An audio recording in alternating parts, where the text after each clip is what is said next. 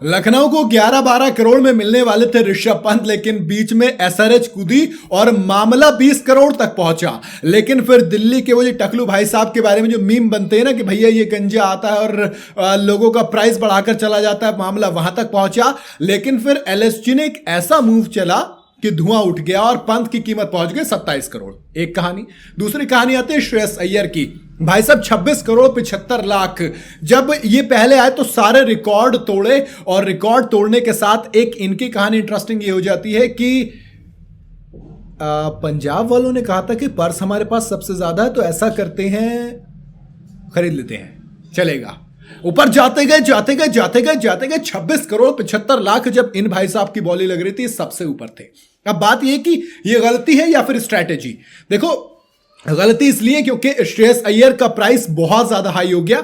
He is definitely a captain who just won the IPL season. IPL जीते हैं, लेकिन उस आईपीएल के दौरान जो इनका एज अ कैप्टन रोल था उसके बारे में इतनी बात हुई थी?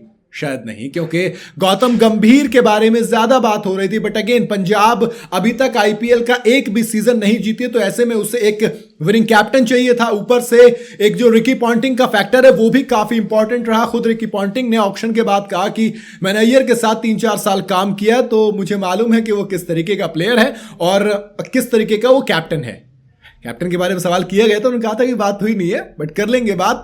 और रही बात कैप्टनसी की, तो दोस्त जाहिर है अगर आप एक खिलाड़ी पे 26 करोड़ 75 लाख रुपए खर्च करते हो तो जाहिर सी बात है वो आपने कैप्टनसी के लिए, जिस तरीके से हैदराबाद ने जब पैट कमिंस पे 20 करोड़ से ज्यादा खर्च कर दिए थे तब लोगों ने कहा था कि बेवकूफी है, बट उन्होंने फाइनल खेला। तो अगेन पंजाब को उम्मीद रहेगी कि वो पहला फाइनल खेल सके। वैसे एक और है टीम जो फाइनल नहीं जीती आज तक, लेकिन उसने एक बड़ा स्ट्रैटेजिक मूव किया। 11 करोड़ 75 लाख रुपए एलएसजी पर ऋषभ पंत जाने वाले थे, फाइनल होने वाला था। और मुझे लगा था यार ऋषभ पंत ने उम्मीद की होगी कम से कम 25-30 करोड़ पे जाऊंगा, और कहानी तो यहां पर 11-11.5 करोड़ में फंस रही है।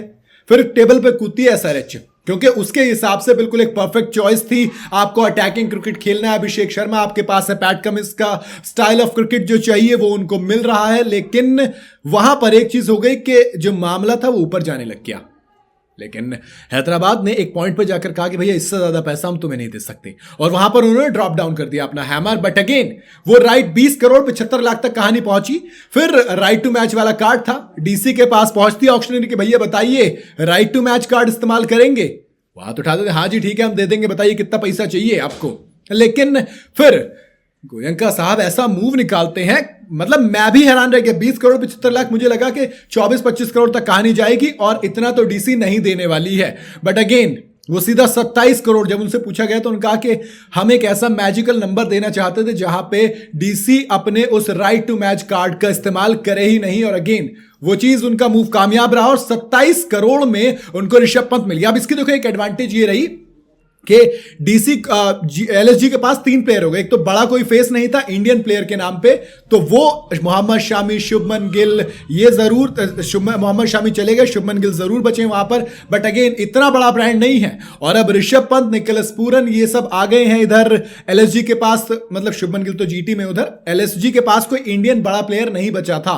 तो ऐसे में ऋषभ पंत एक बड़ा मूव चाहिए था, बड़ा चेहरा चाहिए था, जो कि उनको मिल गया है। और 27 करोड़ के लिए उन्होंने कहा कि भैया वेरी वेल डिजर्व है, 27 करोड़ आ गए। अब डेविड मिलर, निकोलस पूरन और ऋषभ पंत, इन 3 एक लेफ्ट हैंड डायनामाइट एक तरीके से इस टीम के अंदर आ गया मेरे हिसाब से। मुझे लग रहा है टी20 के अगर बैटिंग पर्सपेक्टिव से देखोगे तो ये तीनों के तीनों बहुत ही ज्यादा खतरनाक प्लेयर हैं। तो दोनों तरफ से पंजाब और एलएसजी, भाई अमाउंट तो वर्थ है मेरे ख्याल से। अगर इंडियन प्लेयर्स मैदान में कूदेंगे तो इतना मिलना चाहिए। फिर चाहे वो यूजी चहल का 18 करोड़ है, वेंकटेश अय्यर का 23 करोड़ 75 लाख है, तो अमाउंट तो बहुत ज्यादा है। बट अगेन मुझे ऐसा लग रहा है जो पर्स वैल्यू 120 करोड़ बढ़ाई गई थी, शायद थोड़ा सा जो मालिक हैं, जो ऑनर्स है, वो हैंडल नहीं कर पा रहे हैं, वो बहुत ज्यादा पैसा लुटा रहे हैं, ये मेरा मानना है। बाकी आपको क्या लगता है, इन दोनों के हिसाब से इतना पैसा सही है? आप अपनी राय मुझे कमेंट में बता सकते हैं। वीडियो अगर आपको पसंद आई हो तो इसे लाइक और शेयर जरूर करें। जाते जाते चैनल को फॉलो और सब्सक्राइब जरूर करते जाइएगा।